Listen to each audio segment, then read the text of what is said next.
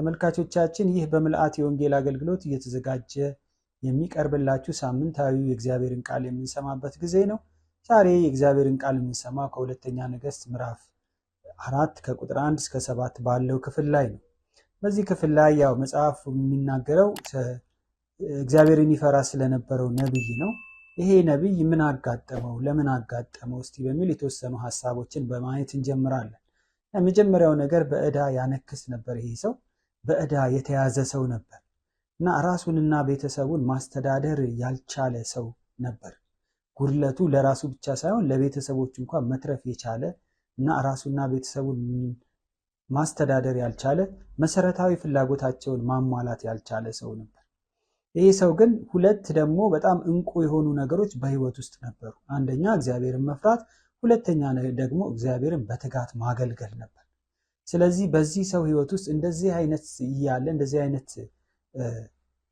እንቁ ነገር እያለ ግን ደግሞ በኑሮ ጥያቄ የነበረበት ሰው፣ ግራ የገባው ሰው፣ ምላሽ ያጣ ሰው እንደሆነ እንመለከታለን። ስለዚህ እግዚአብሔርን መፍራትም ሆነ ጌታን ማገልገል ምድራዊ ኑሮ ማምለጫ ይሆናል የሚል ነገር በእግዚአብሔር ቃል አይነግረንም። ስለዚህ ከዚህ ሰው የምንማረው ነገር ይሄንን ነው። ይሄ ሰው በነፃ ተቀብሎ ጌታን በነፃ የሚያገለግል፣ የተቀበለውን ጸጋ የማይሸቅጥ፣ የተቀበለውን ጸጋ ገበያ ላይ የማያወጣ፣ የተቀበለውን ጸጋ ለእግዚአብሔር ክብር የሚያገለግል ሰው እንደነበር እንመለከታለን። በእርግጥ እያገለገለ ከመሰዊያው የሚገባውን ነገር መውሰድ የለበትም ለማለት አይደለም። ግን ደግሞ ይሄንንም እንኳን እድል ሲያጣ በቻሌንጅ ውስጥ ሆኖ በተግዳሮት ውስጥ ሆኖ ራሱንና ቤተሰቡን እየጎዳ ሲያገለግል የነበረ ሰው እንደሆነ እንመለከታለን። አንዳንድ ጊዜ በህይወታችን ላይ ጌታን እየፈራን እያገለገልን ብዙ ዋጋ ልንከፍል እንችላለን። ቢሆንም እግዚአብሔርን መፍራት ደግሞ ለዚህ ምድር ብቻ ሳይሆን ለሚመጣውም ዓለም ሪዋርድ አለው፣ ሽልማት አለው። ጌታ ፈርተው ያገለገሉ፣ በጽድቅ ያገለገሉ ሰዎች የአገልግሎት አክሊልን ይቀበላሉ። ስለዚህ ሰው በምድር ላይ በተለያየ መንገድ ሊያልፍ ይችላል። እያገለገለ በጽድቅ እየኖረ በብዙ መከራ ውስጥ ሊያልፍ ይችላል። በመውደቅ፣ በትካዜ፣ በሐዘን፣ በመታመም፣ በማጣት፣ በማግኘት በብዙ ጫና ውስጥ ሊያልፍ ይችላል። ሆኖም እግዚአብሔር ከሱ ጋር የለም ማለት አይደለም። ይህንን ሰው ስንመለከተው ለነቢዩ ለኤልሳ ባለቤቱ በድፍረት ነበር የተናገረችው። ባሌ ባሪያህ እግዚአብሔርን ይፈራ እንደነበር አንተ ታውቃለህ አለችው። ይሄ የታወቀ ነበር። ለዚህ ደግሞ አይ ብሎ ሲከራከር አንመለከትም ኤልሳን። ኤልሳ ይልቁን ደግሞ እግዚአብሔርን ይፈራ እንደነበረ መልስም ባለመስጠት ቢሆን አፕሩቭ እንዳደረገ መረዳት እንችላለን ከክፍሉ። ስለዚህ ይሄ ሰው እግዚአብሔርን እየፈራ ግን ምን ያደርግ ነበር? በዕዳ ያነክስ ነበር።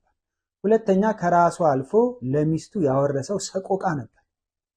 አሁን አንዳንድ ችግሮች ራሳችን ላይ ቢያበቁት ጥሩ ነው። ግን በእኛ ስር የሆኑ ወይም ደግሞ የእኛን እርዳታ የሚፈልጉ ወይም ቀጥታ ከኛ ጋር ግንኙነት ያላቸው ሰዎች ይጎዳሉ። በተለይ ደግሞ ሰው ካገባ በኋላ የሚገጥመው ቻሌንጅ ለራሱ ብቻ ሳይሆን ለቤተሰቡም ይተርፋል።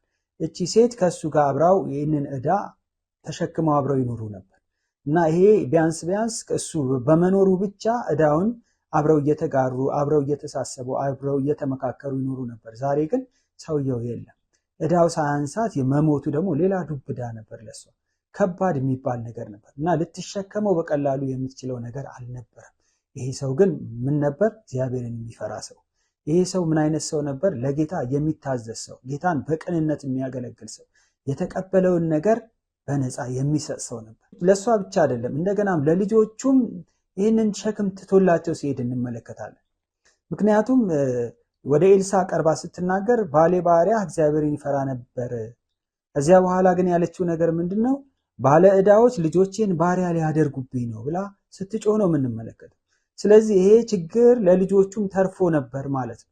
ይሄም ባርነት ደግሞ መጽሐፍ ቅዱስ ይቀበለዋል። ምክንያቱም ወላጆች ዕዳ በሚያከማቹበት ሰዓት ልጆች ለባርነት ሊዳረጉ የሚችሉበት ነገር እንዳለ መጽሐፍ ቅዱስ ይነግረናል። በዘጸአት ምዕራፍ 21 ከቁጥር 1 እስከ 2፣ እንደገና ዘሌዋውያን ምዕራፍ 25 ከ37 እስከ 41 ላይ ያለውን ክፍል ስናነብ ይነግረናል።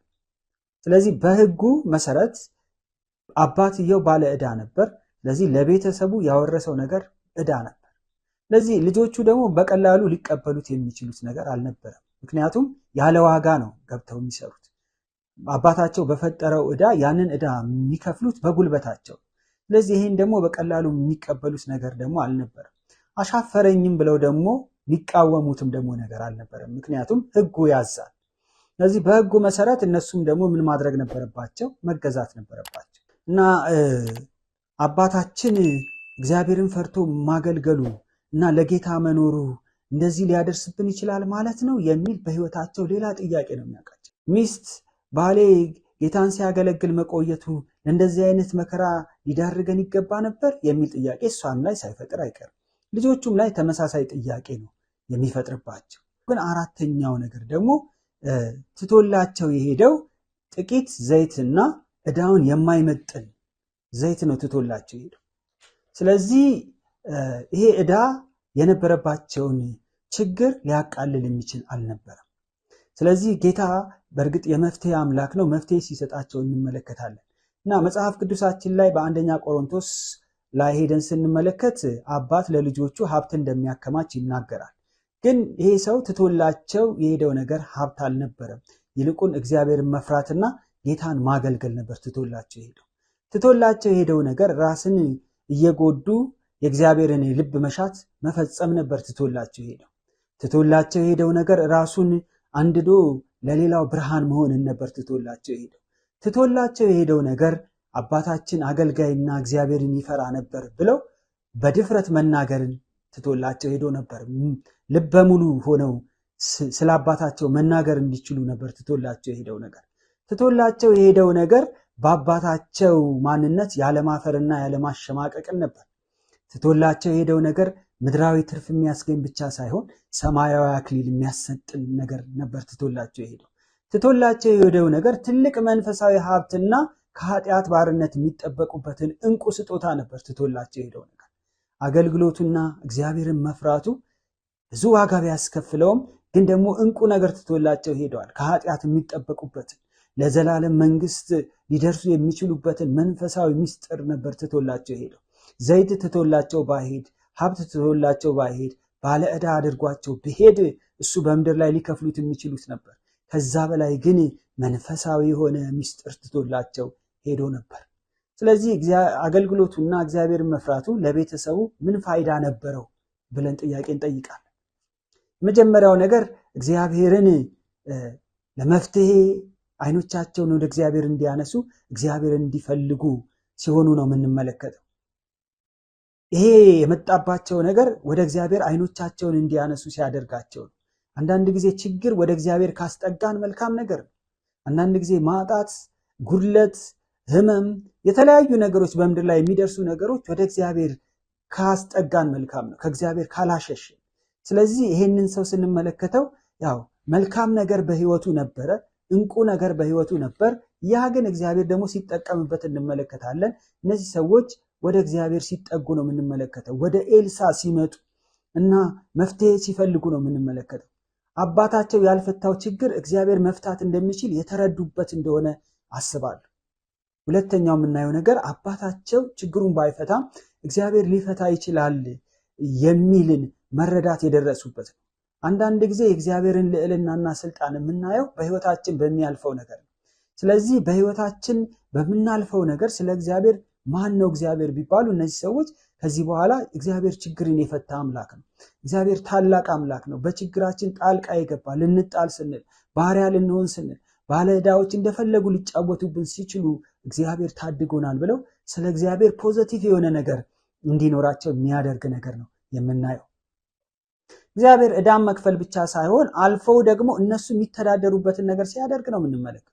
በርሽን ዝጊ አለና ከዛ በኋላ ማሰሮችን እንዳለ ተውሰሽ ምን አድርጊ? ገልብጪ፣ ለባለ ዕዳዎች ስጪ፣ የተረፈውን ደግሞ ለራስሽ ይሁን ሲል ነው የምንመለከተው። ስለዚህ ቀጣይ ኑሯቸው ጨለማ ሲሆን አይደለም የምንመለከተው። ቀጣይ ኑሯቸው የሰቆቃ ሲሆን አይደለም የምንመለከተው። ቀጣይ ኑሯቸው የመከራ ሲሆን አይደለም የምንመለከተው። ይልቁንም ቀጣይ ኑሯቸው ብራይት የሆነ እንደሆነ መኖር እንደሚችሉ ይሄ እሱ የከፈለው ዋጋ በእግዚአብሔር ዘንድ ብድራት እንደነበረው ነው የምንመለከተው። ስለዚህ አራተኛ የምናየው ነገር ችግር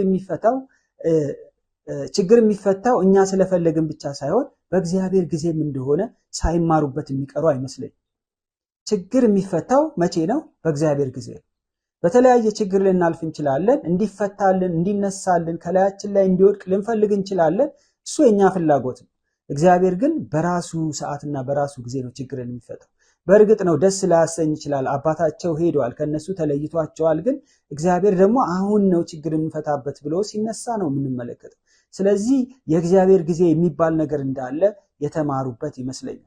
ስለ ስሙ ብለው ደግሞ የከፈሉት ዋጋ እግዚአብሔር በአምስተኛ ደረጃ ስለ ስሙ ብለው የከፈሉት ዋጋ እግዚአብሔር እንደሚመልስ የተረዱበት እንደሆነም አስባለሁ። ስለዚህ እርሱን በማገልገልም ሆነ በመፍራት መልካም ዘር ነው ዛሬ መዝራት ያለብን። ብዙ ጊዜ እግዚአብሔርን ከመፍራት ውጭ የሆኑ አገልግሎቶች ይታያሉ። ብዙ ጊዜ እግዚአብሔርን ሳንፈራ፣ እግዚአብሔርን ማዕከል ሳናደርግ፣ እግዚአብሔርን ልብ እያሳዘንን ደግሞ እናገለግላለን ብለን እንሯሯጣለን። ግን ደግሞ እግዚአብሔርን በመፍራት ውስጥ የምንሰጠው አገልግሎት በሰዎች ሕይወት ውስጥ ትልቅ ነገር ማምጣት ይችላል። የሰዎችን ሕይወት መለወጥ ይችላል። ሰዎችን ወደ እግዚአብሔር ፍርሃት ማስጠጋት ይችላል።